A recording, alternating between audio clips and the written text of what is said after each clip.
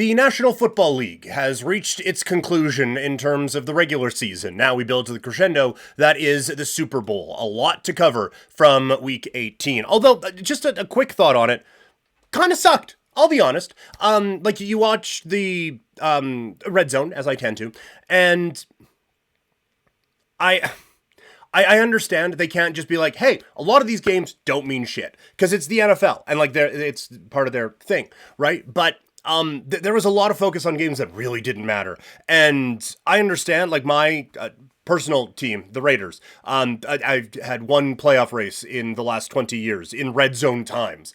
And so maybe this is something that people care about, but there was so much focus on, hey, will this team be the 5 seed or the 6 seed? Let's find out. And they were cutting away from that to see like actual playoff implication games going on. And so I kind of feel like red zone might need to tighten that up a little bit as we go into 2025. And I'm saying this about one of the great broadcasting changes in the last 50 years, maybe ever, innovations anyway, with the red zone product, and everyone is trying to replicate it, and I'm sitting here, yeah, but on week 18, so, but just a thought anyway. One game that was not affected by NFL red zone was Sunday Night Football, as it was the Lions making a statement over the Minnesota Vikings, and there is a lot of talk about the injuries that have happened with the Detroit Lions, and the concerns that we should have about those, and the Detroit Lions said, yeah, but have you considered how awesome we are? And they reminded us of that on Sunday night. And the offensive firepower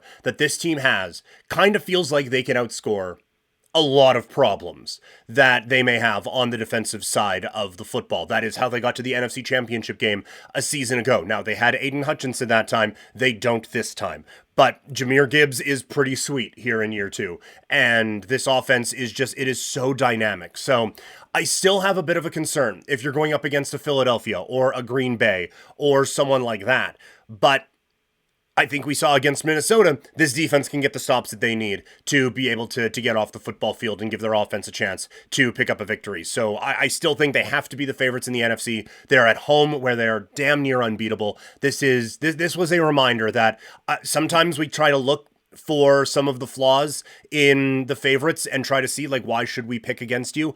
And then they remind us, like, hey, sometimes the favorites are the favorites for a reason, and just trying to find that value in a Super Bowl winning ticket or something along those lines is not going to be enough. You are going to have to try to go out there and actually, see how these football teams are, and Detroit is just awesome. More concern, though, on the Minnesota side of things when you look at Sam Darnold, and is he enough to get this team to where they need to get to, or want to get to, I suppose. He has had an unbelievable season so far, but he does have some flaws, and I wonder if it comes down to him to win a game in the playoffs now. I still have some concerns. They have a ton of talent around him, and it has gone very well, and it has been a fantastic reclamation process for him. But he's still not elite guy. And I think we saw that the other night, on Sunday night, and we've seen that a couple of times, right? Like the Colts game on Sunday Night Football also, where it was an ugly game, and then they just kind of did enough to get the win. You're not facing the Colts anymore. They're done.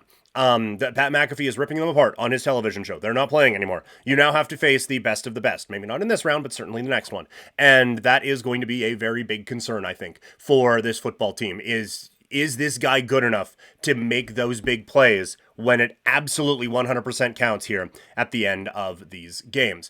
One guy who showed that he's enough to make some big plays at least is our boy Baker Mayfield, as he comes up with, look, it wasn't the prettiest of wins, but I do think it gives you some reason for optimism around the Buccaneers. I mean, they won, so their season continues. So that's optimism point number 1. But number 2, Baker Mayfield won that game for them.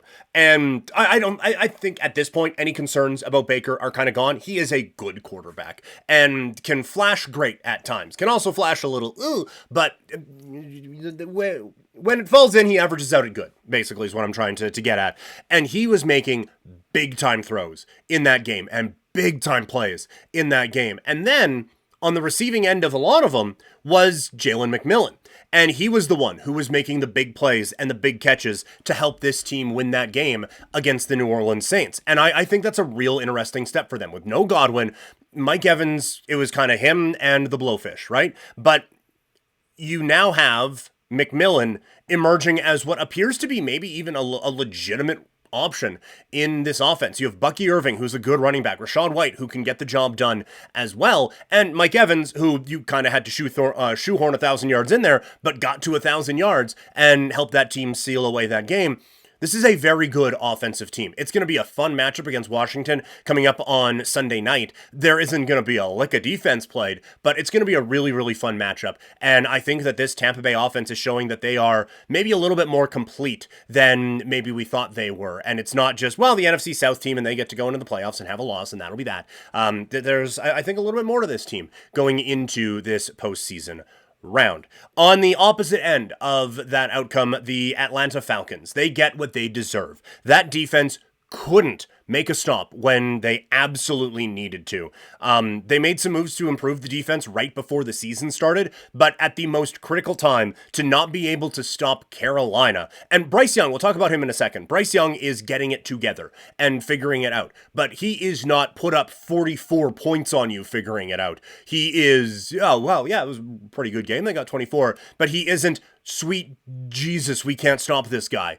And that's what it was. The Falcons just couldn't get any defensive stops. And so I've made the point before that I think playoffs should, or leagues should have a, like bowl eligibility. You should have a playoff eligibility. And one of the things that would cut you off from playoff eligibility is, did you give up 38 points in regulation to the Carolina freaking Panthers? And so Atlanta loses their playoff eligibility because of that. And because they actually lost that game to the Panthers. There are great things building on the offensive side for Atlanta. Drake London proved that he is that dude. Bijan Robinson did as well. Kyle Pitts, major concerns. But the other thing that I think you feel comfortable about is Michael Penix looks ready. He looks ready to be a starting quarterback in this league next year.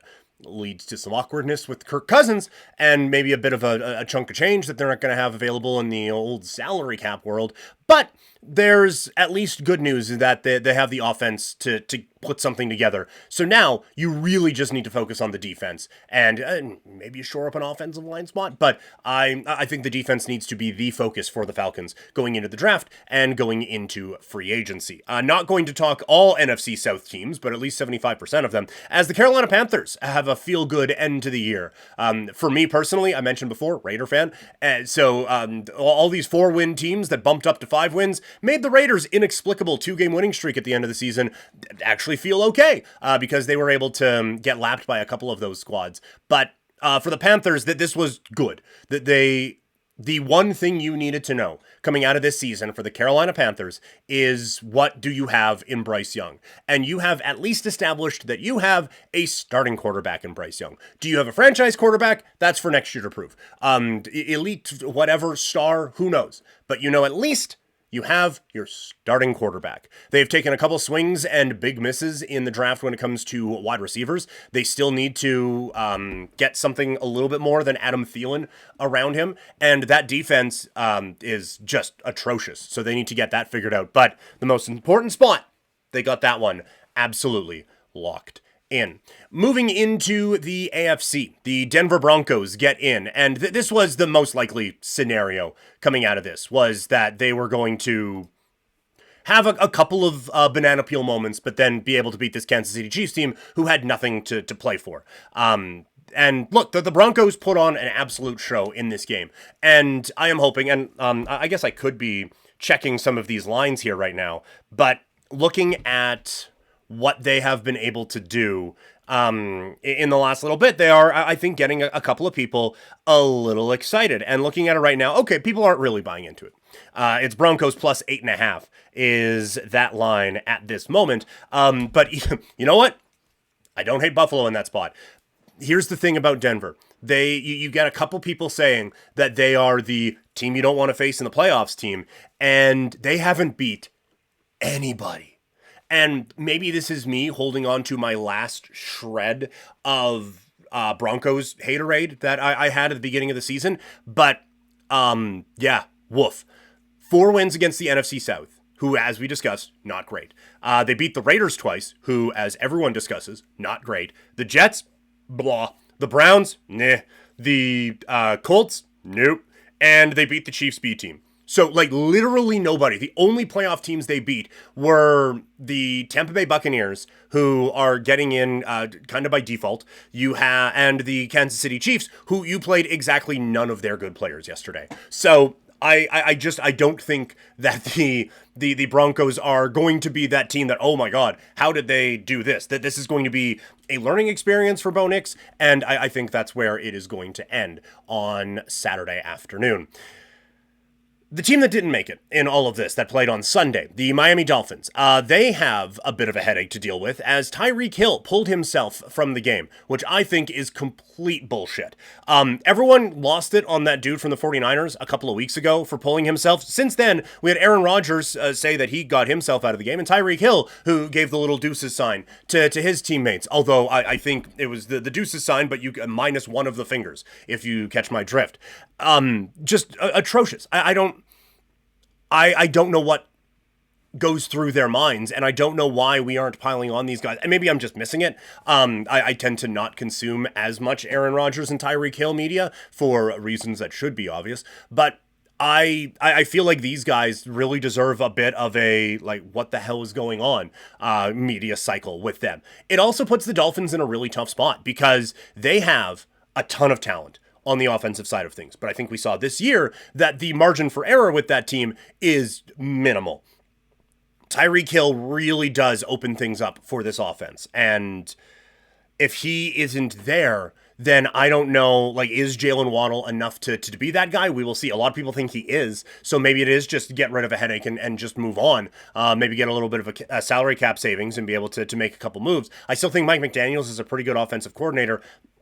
It all comes down to Tua, but it's still, it is a good offense, but we saw this year that they really don't have a lot of wiggle room when it comes to talent subtractions, we should say. On the opposite end of everything, the Tennessee Titans have the first overall pick. And just seeing a lot of initial reactions that the Titans won't be drafting quarterback at 1. I actually think they are set up to draft a quarterback at 1 really well. You look at the offensive weapons. It's not like the greatest show on turf or anything like that, but Ridley, Westbrook, Akine, that's fine. That is a good base. They had Boyd this year too. I can't remember if it's a multi-year contract or not. But they have him. You have Spears in the backfield, Pollard as well. And if he comes back, and Chika Okonkwo, who I think is criminally underutilized. Sorry for punching the microphone.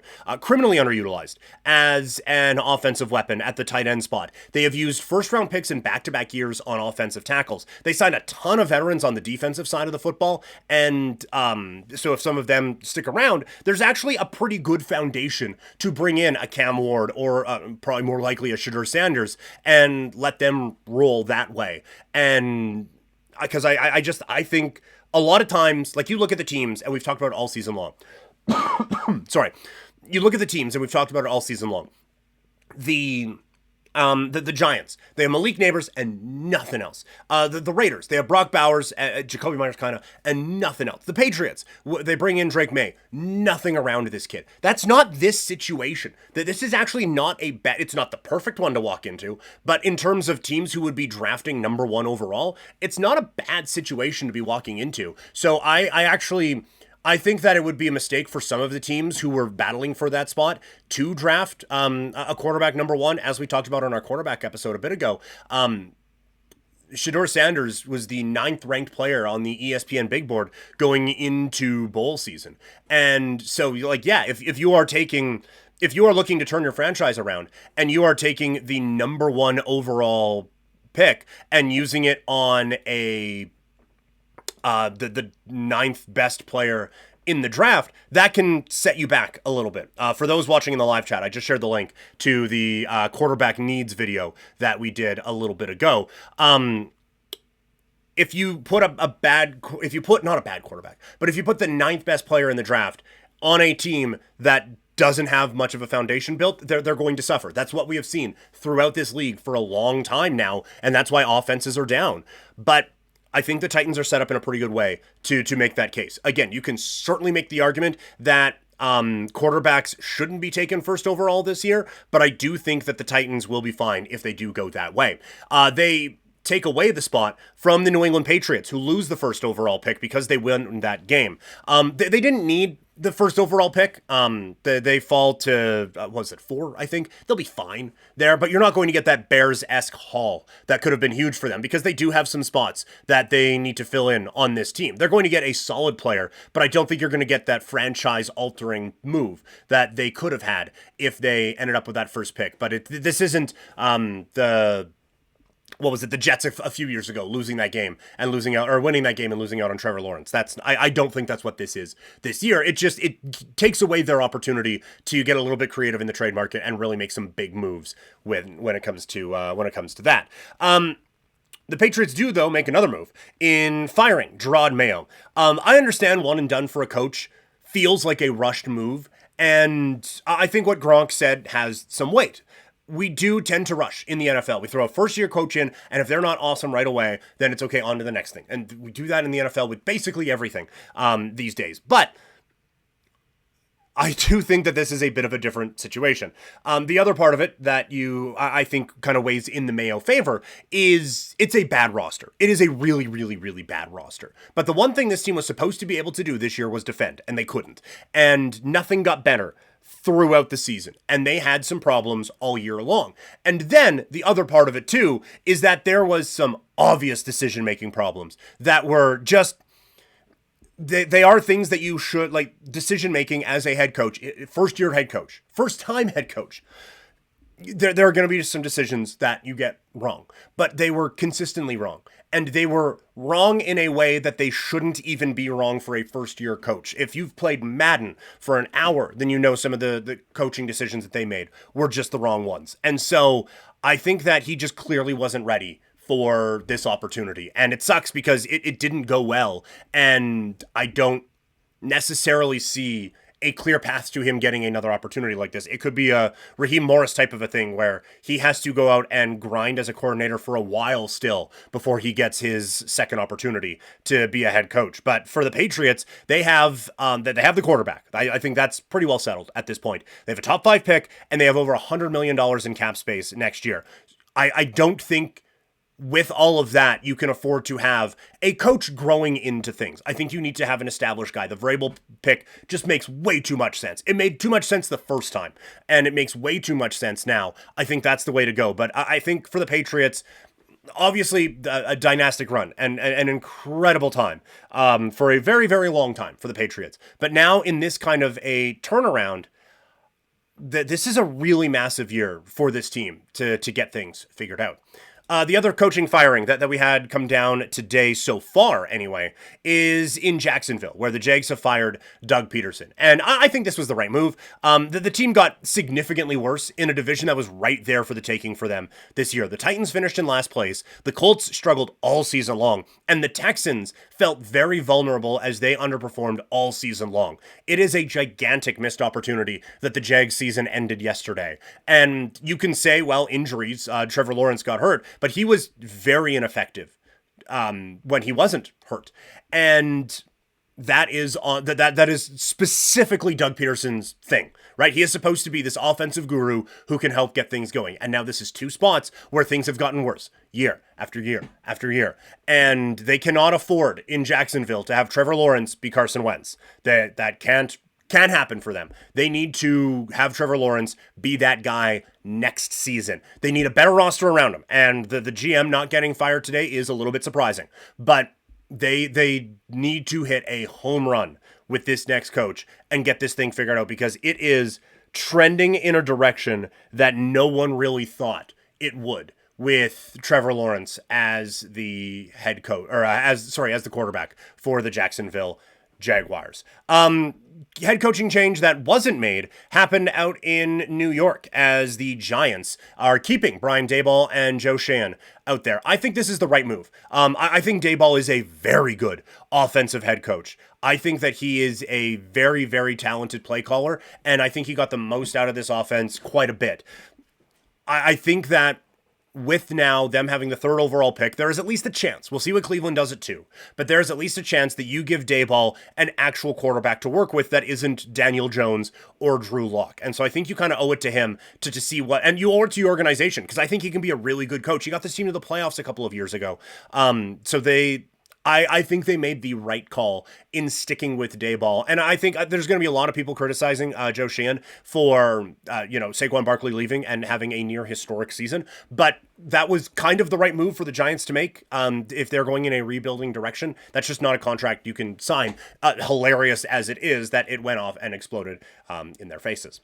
Coordinator change, that happens. To kind of wrap up the NFL talk here today, Lou Anarumo is out. Definitely a down season for the defense, and that is the reason this team didn't make the playoffs. Joe Burrow had an MVP level season, and Jamar Chase was unreal as a receiver this season, but the defense was 27th in defensive EPA per play and 30th in defensive success rate. So really bad.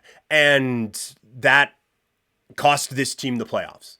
And it wasted an all-time season from Burrow and from Chase. And so while Anarumo has come up with some very good schemes in the past and done some very good things, this you can't have a season like this where your unit specifically costs your team a spot in the postseason. You cannot have that. Can't do it. Can't win with him. So you have to make a change, I think. I think he's still a good defensive coordinator, but he's going to need to rebrand himself a little bit. I don't think this is one where he shows up with the Raiders and just tries to get the best out of them. I think that this is one where he has to go to a team that they've got rid of their defensive coordinator, or the defensive coordinator has taken a head coaching job, but there's a lot of talent there. I think he needs to go back and kind of rebrand there, because this was a really bad one for the old Anarumo brand out in Cincinnati. But make no mistake about it, that this is not just a coaching issue. This was a roster construction issue, I think, first and foremost. So that is it for surprisingly quiet, I guess, Black Monday in the NFL as we sit here at 2:48 Mountain Time on Monday.